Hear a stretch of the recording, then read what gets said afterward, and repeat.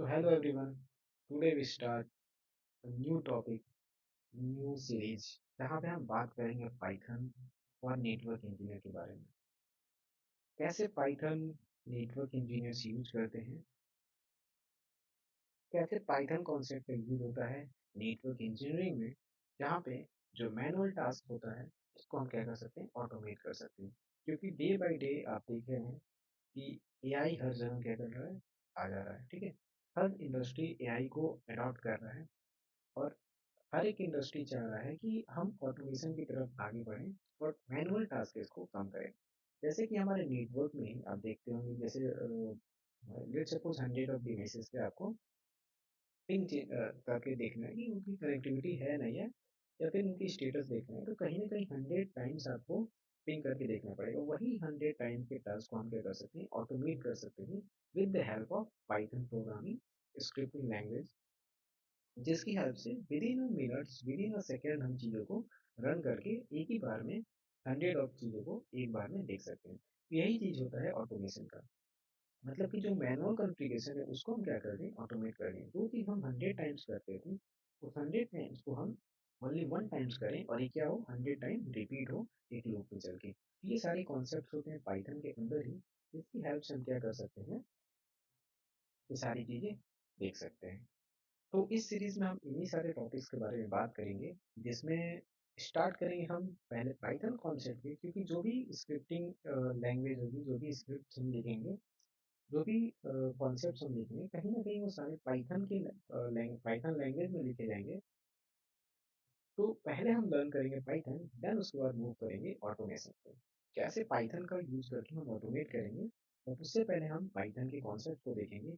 इस सीरीज में हम यही बात करेंगे Python for network engineer, from manual configuration to automation. ये हमारा एजेंडा रहेगा इस सीरीज का। सो आता है कि वाई नेटवर्क ऑटोमेशन, क्यों नेटवर्क ऑटोमेशन जरूरी है और क्यों हमें ये चीज़ सीखना चाहिए। ट्रेडिशनल नेटवर्क ऑपरेशन जैसे कि मैनुअल सीएलआई, जो भी हम राउटर हुआ, स्विचेस हुए, ठीक है, आपको वीलैन बनाना है तो आप क्या करते हो, वीलैन 10 उसके नेम डालते हो, ठीक है। अगेन वीलैन 20 उसके नेम डालते हो। लेट्स सपोज एक स्विच पे हम बना रहे हैं, तो आप ऐसे ऐसे चीज़ें करते हो। लेट्स सपोज आपको 10 वीलैन क्रिएट करने हैं, तो आप 10 टाइम्स ये चीज़ें लिखोगे।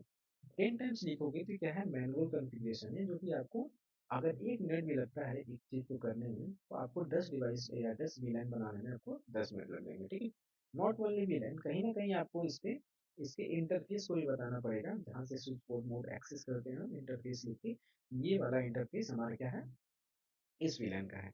उसको करने में भी टाइम लगता है, उसको भी 10 टाइम्स करने में कहीं ना कहीं 10 मिनट लगेंगे। तो वीलैन को, अगर 10 वीलैन को क्रिएट करना है तो आपको 30 to 40 मिनट्स लग जाएंगे। ओके, नाउ क्या हम इसी चीज को विद इन 1 मिनट कर सकते हैं, विद इन 1 और 2 मिनट्स कर सकते हैं? Yes, with the help of network automation. जहाँ की हम इसी जो रिपीटेटिव टास्क हो रहा है, क्या रिपीटेटिव टास्क हो रहा है, जैसे कि आप क्या लिखते हो कमांड, वीलन 10, सेम वीलन होता है 20 हो जाता है, वीलन ही लिखा होता है 30 हो जाता है। और इसके बाद वाला नेक्स्ट स्टेप जो आता है, क्या आता है, नेम, HR, नेम, IT। ठीक है, तो क्या होता है, ये चीजें हमारी सेम रह रही है, कमांड सेम रह रहा है, बट ये क्या है, वेरिएबल। इन्हीं वेरिएबल्स को हम क्या कर सकते हैं, किसी डेटा फॉर्मेट में स्टोर कर देंगे। हमें क्या क्या बनाना है, विलन 10 20 30 40 50 अप टू 10 बनाना है, 10 विलन बनाना है, जिसका नाम रहेगा HRIT। ये चीज़ें हम एक डिक्शनरी में कह सकते हो, लिस्ट में कह सकते हैं, जैसन फॉर्मेट में। फॉर्मेटिंग के बारे में हम बात करेंगे, हम देखेंगे वो किसी भी फॉर्मेट में आप इन्हें दे सकते हैं। और ये स्क्रिप्ट क्या कर सकता है, इन चीज़ों को यहाँ से लेके 1 टाइम में ऐसे रन कर सकता है। तो ये स्टेप देखने में तो बड़े लगते हैं, लेकिन जैसे ही आप एक एंटर करते हो ना, ये पूरी स्टेप क्या हो जाती है, चल जाती है। विद इन अ मिनट आपका 10 या 100 विलन, लेट्स सपोज आपको 10 विलन नहीं, हंड्रेड्स ऑफ विलन बनाना है, तो 100 विलन भी आपको 1 से 2 मिनट में बन जाएगा। बस आपको क्या करना रहेगा, जो भी हमारे वेरिएबल्स हैं, जैसे कि 10 20 30, आप कौन कौन सा विलन बनाना चाह रहे हो, उस विलन का नाम क्या होगा, वो वीलैन पे कौन कौन से इंटरफेस पे आप कॉन्फ़िगर करना चाहते हो, बस इतनी इंफॉर्मेशन आपको एक लिस्ट में, डिक्शनरी में, जेसन फॉर्मेट में, टेबल फॉर्मेट में आपको किसी भी इनमें से एक फॉर्मेट में इन्हें देना पड़ेगा। ये पाइथन स्क्रिप्ट से कनेक्टेड होते हैं, वो कनेक्ट करके और बस इतनी इन्फॉर्मेशन दोगे और ये सारे कमांड क्या हो जाएंगे, रन हो जाएंगे। ये तो एक छोटा सा एग्जांपल है जो कि वीलन की बात कर रहे हैं। इसी तरह आपको ओएसपीएफ कॉन्फ़िगर करना है, क्या कॉन्फ़िगर करना है, बीजीपी कॉन्फ़िगर करना है, तो बड़े बड़े कॉन्फ़िगरेशन भी क्या कर सकते हैं, हम ऑटोमेट कर सकते हैं। Clear? So from traditional network operation से जो हम ऑटोमेशन की तरफ जाते हैं, उसके लिए हमें क्या जरूरी है, जो मैनुअल टास्क है, मैनुअल सीएलआई है, उसको हम ऑटोमेट कर सकते हैं। उसको हम जो टाइम लग रहा है हमें 10 मिनट से 1 घंटा लग रहा है किसी टास्क को करने में, उसको हम विद इन 1 और 2 मिनट कर सकते हैं। That's why we need a network automation. ठीक है, ह्यूमन एरर की बात करते हैं। जैसे कि हम कोई कॉन्फ़िगरेशन कर रहे हैं, हो सकता है कि आप 100 ऑफ डिवाइसेस पे अगर कुछ कॉन्फ़िगर कर रहे हो, तो आप 192 168 1.10 कहीं पे आईपी दे रखे हो। ठीक है, कहीं पे आपको आईपी देना है 192.168.1। ठीक है, आपने बाई मिस्टेक 10 कर दिया या फिर 1111 कर दिया और पहले भी कहीं ना कहीं 1 पे दिया होगा। मतलब कि आईपी आपसे क्या हो सकती है, मिसमैच हो सकती है, डुप्लीकेट हो सकती है, कि आप एक आईपी यूज किए, सेम आईपी आपका यहाँ पे भी हो सकता है कि आप वीलैन बना रहे हो, वीलैन का नाम क्या डाल दिए, एचआर डाल दिए, आपने भूल गया कि क्या हम एचआर डालें, आपको ऐसा याद है कि हमने एचआर नहीं डाला है, तो आप दोबारा से एचआर डाल दीजिए। ठीक है, अब कहीं ना कहीं सेम स्विच पे दो नेम से एचआर हो गए, तो ये कॉन्फ्लिक्ट कर सकता है। और भी बहुत सारे ह्यूमन एरर्स होते हैं जो हो सकते हैं ह्यूमन से। तो अगर हम ऑटोमेशन के थ्रू करते हैं तो कहीं ना कहीं ये ह्यूमन जो एरर आता है इससे भी हम मिनिमाइज कर सकते हैं। टाइम कंज्यूमिंग की बात किया जो मैंने, इसे विलन बनाने में आपको 20 और 30 to 40 मिनट लग रहे हैं, सेम चीज को आप क्या कर सकते हो, 2 to 3 मिनट में कर सकते हो। ठीक है, ये क्या करते हो आप, 10x टाइम को डिक्रीज कर देते हैं। हर कंपनी चाहती है कि चीज़ों को ऑटोमेट करना, अपनी टाइम कंज्यूमिंग करना, मतलब कि टाइम कम लगे, प्रोडक्शन ज़्यादा हो। इस वजह से वो क्या हो, इफिशियंसी बढ़ जाती है और कॉस्टिंग बढ़ जाती है कंपनी की। ठीक है, प्रॉफिट में आता है। तो हर कंपनी इसी सिनेरियो पे काम करना चाहती है कि हम हर चीज़ों को क्या कर सकते हैं, फास्ट कर सकें, जिससे क्या हो कि मैन पावर कम लगे बट प्रोडक्शन हमारी आउटपुट क्या है, मैक्स टू मैक्स है। ठीक है, तो नेटवर्क ऑटोमेशन की हेल्प से हम क्या कर सकते हैं, टाइम को भी बचा सकते हैं। नाउ नॉट स्केलेबल, जो हमारी मैनुअल सीएलआई कमांड्स होती है, कॉन्फ़िगरेशन होती है, कहीं ना कहीं वो स्केलेबल नहीं होती है। अगर आप 10 डिवाइसेस पे कर रहे हो, अब आपको क्या करना है, थाउजेंड्स ऑफ डिवाइसेस पे करना है, आप एक टाइम पे स्केल नहीं कर सकते हो। आपको क्या करना पड़ेगा, मैन पावर को इंक्रीज करना पड़ेगा। मैन पावर इंक्रीज करोगे, टाइम लगेगा। बट अगर आप ऑटोमेशन की हेल्प लेते हो, आप क्या कर सकते हो, जो स्क्रिप्ट आप एक राउटर के लिए लिखे हो, जो स्क्रिप्ट आप 10 राउटर के लिए रखते हो, सेम स्क्रिप्ट आप क्या कर दोगे, thousands of devices, thousands of router पे रन कर दोगे। बस क्या करना रहेगा, जो आपने लिस्ट बनाया था वेरिएबल्स का, जैसे कि डिवाइस नेम, उसके इंटरफेस क्या क्या रहेंगे, उसकी आईपी क्या क्या रहेगी, बस आपको एक लिस्ट में वो सारी इन्फॉर्मेशन उस स्क्रिप्ट को देने देगी। मतलब उसमें जो जहाँ पे आपने 100 ऑफ डिवाइसेस की इन्फॉर्मेशन ऐड किए थे, उन्हीं के नीचे क्या कर दो, आप थाउजेंड्स ऑफ डिवाइसेस की इन्फॉर्मेशन को ऐड कर दो। और ऐसे करके आप सेम स्क्रिप्ट को थाउजेंड्स ऑफ डिवाइसेस पे रन कर सकते हैं। वही होता है स्केलेबल। तो हमारा जो मैनुअल सीएलआई है वो क्या है, स्केलेबल नहीं है। With the help of network automation हम क्या कर सकते हैं, चीजों को स्केल कर सकते हैं। ठीक है, रियल एंटरप्राइज प्रॉब्लम, जो कि मैंने बताया कि आप 10 डिवाइसेस पे कर रहे हो, थाउजेंड ऑफ डिवाइसेस पे नहीं कर सकते, मैनुअल के थ्रू कर सकते हैं। आज हर चीज़ें उसी पे चल रही हैं। पहले हम ऑटोमेशन में मैनुअली करते थे, बट डे बाई डे चीज़ें क्या कर रही हैं, इवॉल्व कर रही हैं। आज के टाइम पे एआई आ गया है, जो कि क्या करता है कि जैसे पहले नेटवर्क मॉनिटरिंग की चीज़ें चलती थी, चीज़ों को आप मॉनिटर कर रहे हो, अलर्ट आ रहा है तो आप ट्रबल शूट कर रहे हो, कहीं ना कहीं वो एआई क्या कर रहा है, रिप्लेस कर रहा है। इसके टाइम पे एआई, जो आपका अलर्ट आ रहा है, एआई उस चीज़ को खुद समझ रहा है और अपने खुद क्या कर सकता है, ट्रबल शूट कर सकता है जितना पॉसिबिलिटी हो सकती है। ये आपको अलर्ट देगा और आपसे कंफर्मेशन लेके आना, इसको सही भी कर दो। अगर बेसिक सी कुछ रिक्वायरमेंट होगी, जितना ही कैपेबल है एआई, ना क्या कर देगा, वो ऑटोमेट कर देगा चीज़ को। तो जो हम पहले ट्रबल शूटिंग करते थे, जो मॉनिटर कराते थे, तो वो चीज़ें हम क्या कर सकते हैं, टाइम के साथ साथ रिप्लेस कर सकते हैं। क्लियर? तो that's why we need a network automation. Now अब बात करते हैं पाइथन के बारे में और why its use in networking. Python को ही हमने क्यों चूज किया और पाइथन को हम नेटवर्किंग में यूज करते हैं। सबसे जो बेसिक सा है कि एक जनरल प्रोग्रामिंग लैंग्वेज है जो कि इजी एंड रीडेबल लैंग्वेज के फॉर्म में जाना जाता है। इजी एंड रीडेबल का मतलब ये होता है कि अगर मैं बात करूँ Java, Java is also a programming language, C plus plus is also a programming language, C is also a programming language, C sharp is also a programming language. There are lots of programming language in the market. आज के time पे market में बहुत सारे programming languages हैं, but क्यों हमने Python, उसी में से क्या है, हमारा पाइथन भी है। हम सबके लिखने का तरीका अलग होता है। जावा हम अलग सिंटैक्स में लिखते हैं, सी प्लस प्लस हम अलग सिंटैक्स में लिखते हैं, पाइथन हम एक अलग सिंटैक्स में लिखते हैं। ठीक है, तो हमने पाइथन का इसलिए यूज किया। सबसे पहला तो इजी है। इजी इन द सेंस कि अगर जावा में आपको लिखना है कि लेट्स सपोज एक छोटा सा टास्क लिखना है, hello network engineer, hello network engineer, ठीक है, ये प्रिंट कराना है आपको। ठीक है, आप चाहते हो कि ये हमें डिस्प्ले पे आउटपुट आना चाहिए। तो जावा में आप लिखने जाओगे 4 से 5 लाइन का कोड लिखना पड़ेगा, सी प्लस प्लस में भी 4 से 5 लाइन का कोड लिखना पड़ेगा, बट वहीं आप पाइथन में आते हो तो वही 1 लाइन में कोड लिख सकते हैं, जो कि मैं अगर आपको दिखाऊं,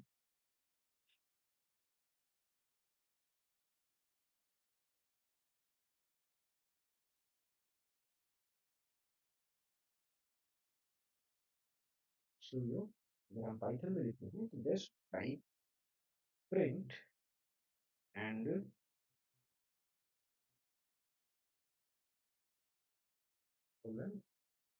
hello network engineer, just run it. को यहाँ पे दिखेगा कि क्या आ गया, हमें आउटपुट मिल के आ गया हेलो नेटवर्क इंजीनियर।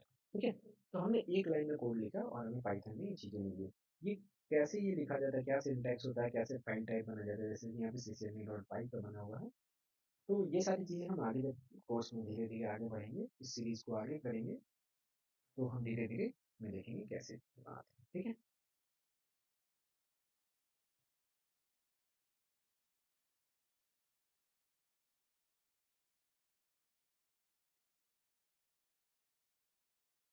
नो, यहाँ तक समझ में आया। तो पाइथन जाना जाता है इसके easy to learn and readable language में। रीडेबल इसलिए बोला जाता है कि जो, अगर आपको थोड़ी सी इंग्लिश भी आती है तो आप क्या कर सकते हो, इस चीज़ को लिख सकते हो।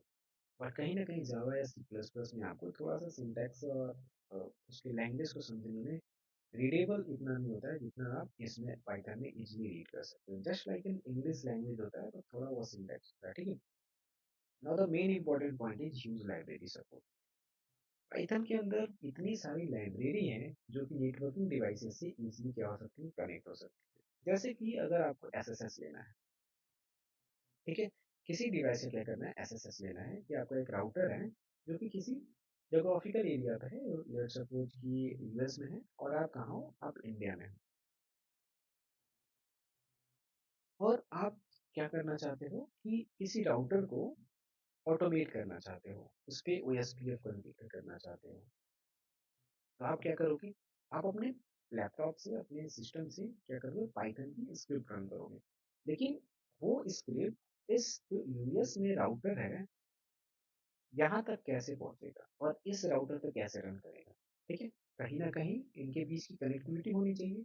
चलो कनेक्टिविटी है तो हम डेटा सेंड कर सकते हैं, बट अपने लैपटॉप से पाइथन की स्क्रिप्ट लिख के इस पे रन कराना और चीज़ों को ऑटोमेट कराना, ये कैसे कर सकते हैं, ये हम कर सकते हैं with the help of SSS. SSS क्या करता है, सबसे पहले तो हमारी यहाँ पे कनेक्टिविटी होनी चाहिए एसएसएस की। एसएसएस मीन्स कि आप इस चीज़ को रिमोट एक्सेस ले सकते हैं, इस राउटर को अपने पुट्टी के थ्रू यहाँ से आप क्या कर सकते हो, कॉन्फ़िगर कर सकते हो CLI की हेल्प से।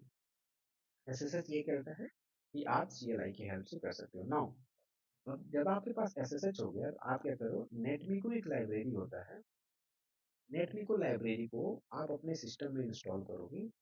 सिस्टम में इंस्टॉल करने के बाद क्या करता है, नेटमीको एक लाइब्रेरी है जो आपको क्या बोलता है, एसएसएस कनेक्शन प्रोवाइड कर, एसएसएस के थ्रू आपको ऑटोमेट करना के लिए ईज़ी बनाता है। मतलब आपके पास एसएसएस कनेक्शन है, तो आप नेटबीको के थ्रू अपने स्क्रिप्ट को इस राउटर पे रन करा सकते हो। तो हो गया, आपके पास एसएसएस मिल गया। अब आपने क्या किया, नेटबीको को इंस्टॉल किया। नेटबीको को इंस्टॉल करने के बाद क्या किया, अब आप यहाँ से स्क्रिप्ट रन करोगे और आपके राउटर पे स्क्रिप्ट रन होगा। और ओएस पे कॉन्फ़िगर करना चाहते हो तो जिस भी चीज़ का स्क्रिप्ट रहेगा वो चीज़ें यहाँ पे रन होगी और यहाँ पे ओएस पे कॉन्फ़िगर हो जाएगा। तो लेट्स सपोज कि आपको 5 राउटर्स पे ओएसपीएफ कॉन्फ़िगर करना है, तो कहीं न कहीं आप जब मैनुअल वे में जाओगे तो आप एसएसएस ले लिया, कुत्ते के थ्रू चीज़ें मैनुअली करोगे। एक राउटर पे, दूसरे राउटर पे, तीसरे राउटर पे, चौथे, पाँचवें, ठीक है? नाउ ऑटोमेशन के थ्रू क्या होगा, आपने एक स्क्रिप्ट लेकर पाँचों राउटर की डिटेल डाली जो वेरिएबल है, जैसे कि आईपी हो गया और क्या-क्या प्रोसेस आईडी, ये सारी चीज़ें। उसके बाद क्या करोगे, आप नेटवर्क बता दोगे, इंटरफ़ेस बता दोगे, मतलब कि जितनी वेरिएबल चीज़ें होती हैं आप इसमें बता दोगे। और जो वही चीज़ के लिए क्या होता है, जो स्क्रिप्ट आपने एक राउटर के लिए लिखोगे, वो सेम स्क्रिप्ट पाँचों राउटर के लिए चल जाएगा। तो ये होता है हमारा पाइथन की हेल्प से कि लाइब्रेरी इसमें सपोर्ट अच्छी होती है, that's why we use the Python. इसी तरह बहुत सारे जैसे कि पाइयर्स आता है, नेपैलम आता है and many more libraries are there, जिसकी हेल्प से हम क्या कर सकते हैं, नेटवर्किंग डिवाइसेस को ऑटोमेट कर सकते हैं। That's why we use the Python. Clear? ये क्या होता है, राउटर, स्विचेस, फायरवॉल, इन सारी चीज़ों के साथ ये क्या करता है, इजीली रन हो जाता है। तो ऑटोमेशन में मोस्ट ऑफ द टाइम हम क्या यूज़ करते हैं, पाइथन प्रोग्रामिंग लैंग्वेज यूज़ करते हैं, जो कि एसएसएस और एपीआई भी सपोर्ट करता है। एसएसएस हमने नेटबीको के थ्रू सपोर्ट करा लिया और एपीआई क्या होता है, एक रिक्वेस्ट लाइब्रेरी आता है। जैसे कि आप एसडी वैन के में काम कर रहे हो, ठीक है, एसडी वैन में काम कर रहे हो, एसडी वैन टेक्नोलॉजी पे, उसमें आप कंट्रोलर पढ़ते हो। कंट्रोलर क्या होता है, एपीआई, ठीक है, south bound API and north bound API आपने पढ़ा होगा एसडी वैन में। With the help of that API, API controller जो होता है एपीआई के थ्रू बात करता है। तो आपका एक लैपटॉप हो गया और यहाँ से एपीआई के थ्रू आपके कंट्रोलर पे स्क्रिप्ट चला जाएगा। तो एपीआई क्या करता है, इन दोनों के बीच में बात कराता है। अब इन दोनों के बीच में बात कराने के लिए कहीं ना कहीं लैपटॉप को भी पता होना चाहिए, हमारे सिस्टम को भी पता होना चाहिए कि कैसे हमारी जो स्क्रिप्ट होगी ये यहाँ तक लेके जाएगा। उसके लिए एपीआई से बात करने के लिए क्या होता है, हमारा रिक्वेस्ट लाइब्रेरी होता है, जिसके हेल्प से हम क्या कर सकते हैं, एपीआई से कॉल करा सकते हैं। इसी तरह बहुत सारी एपीआई हैं, जैसे जैसे हम कोर्स में आगे बढ़ेंगे, सीरीज में आगे बढ़ेंगे, वन बाई वन करके चीज़ों को देखते रहेंगे। क्लियर? ना पाइथन कॉन्सेप्ट के बारे में बात करें, इस सीरीज में हम बात करेंगे फ्रॉम द बेसिक, कि कैसे हम पाइथन का इंस्टॉलेशन करेंगे अपने डिवाइस में। उसके बाद टूल्स का यूज़ करेंगे, तो यहाँ पे हम एक टूल जो यूज़ करेंगे वो यूज़ करेंगे वीएस कोड, जिसमें हम क्या करेंगे, अपने पाइथन को रन कराएंगे, अपने पाइथन की जो स्क्रिप्ट होगी उसको लिखेंगे और वहाँ पे आउटपुट देखेंगे, ठीक है। उसके बाद हम वेरिएबल्स के बारे में पढ़ेंगे, जो कि हमने बताया कि क्या क्या वेरिएबल, जैसे कि वीलैन था हमारा, वीलन 10, 20, 30, 40, 50, बट ये था वीलन सेम था, बस क्या था 10, 20, 30 चेंज हो रहे थे। तो जो चेंज होता है यही क्या होता है, वेरिएबल। इसी 10, 20 की को हम क्या करते थे, एक्स नाम की किसी वेरिएबल में स्टोर करा देते, x is VLAN ID, let's suppose.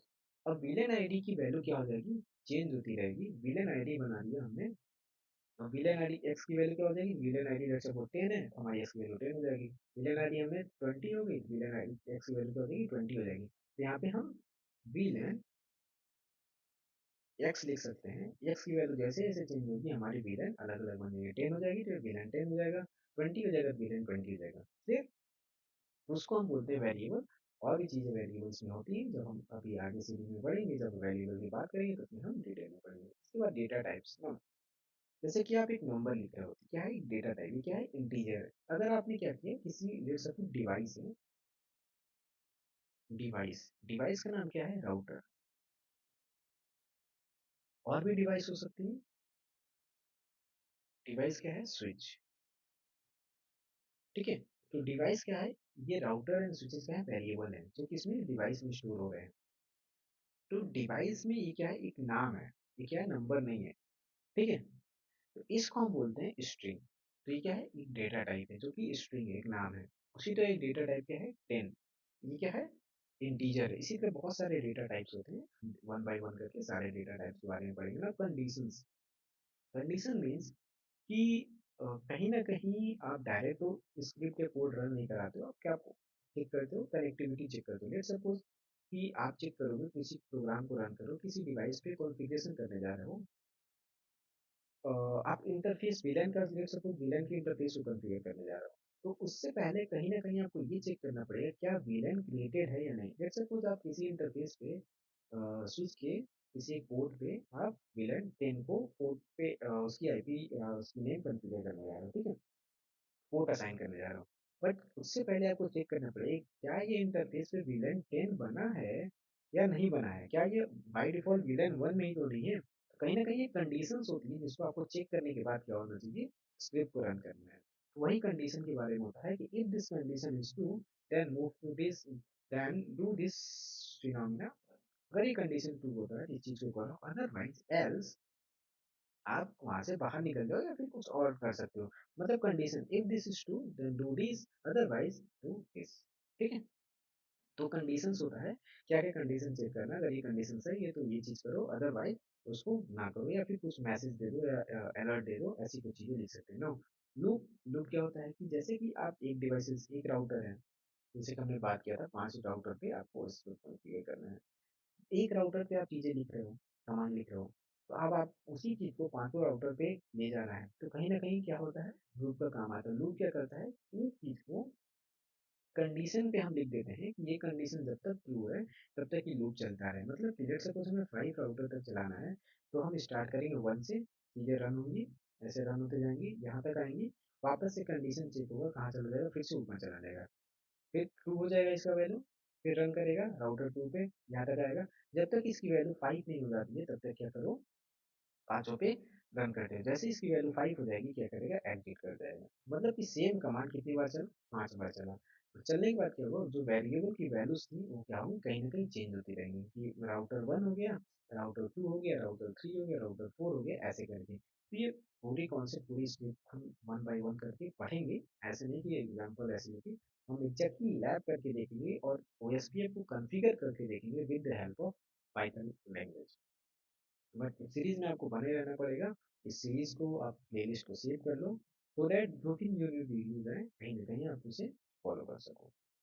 ना फंक्शन की बात करते हैं। फंक्शन क्या होता है कि एक ही कोड में, जैसे कि आप स्क्रिप्ट लिख रहे हो, कहीं न कहीं बहुत सारे एक ही चीज़ को कुछ चीज़ आपको प्रिंट कराना है, कुछ अलर्ट प्रिंट कराना है। लेट्स सपोज़ कि डेटा नॉट मैच, ठीक है? और वो डेटा नॉट मैच आप अलग-अलग कई जगह स्क्रिप्ट में यूज़ कर रहे हो कि अगर ये गलत है तो बोल दो डेटा नॉट मैच या एरर दे दो, ठीक है?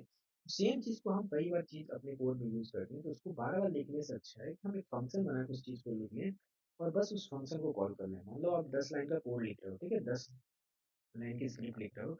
अब वो 10 लाइन की स्क्रिप्ट अगर आप अपने कोड में 10 बार यूज़ कर रहे हो, कहीं न कहीं आपको 100 लाइन लिखना पड़ेगा, ठीक है? आप क्या करो कि वो 10 लाइन का कोड एक फंक्शन में फंक्शन बना दो, ठीक है? अब आप क्या करो कि वो फंक्शन को जो आप 10 बार लिख रहे थे, 100 बार लिखना पड़ रहा था, अब उसको जब 10 टाइम यूज़ करोगे तो बस उस फंक्शन को कॉल करोगे। 10 लाइन का कोड आपको नहीं लिखना पड़ेगा। क्या करना पड़ेगा? 10 लाइन की स्क्रिप्ट नहीं लिखनी पड़ेगी। बस इस फंक्शन को कॉल कर लोगे, ऑटोमैटिकली ये क्या हो जाएगा, 10 लाइन का कोड वहाँ पे बैकएंड के थ्रू आ जाएगा, ठीक है? मतलब जो आप 100 बार लिखते थे तो आपको 10 ही बार लिखना है। क्लियर? तो ये हेल्प होता है पाइथन से, मतलब हम अपने पाइथन प्रोग्राम के अंदर भी चीज़ों को और छोटा कर सकते हैं।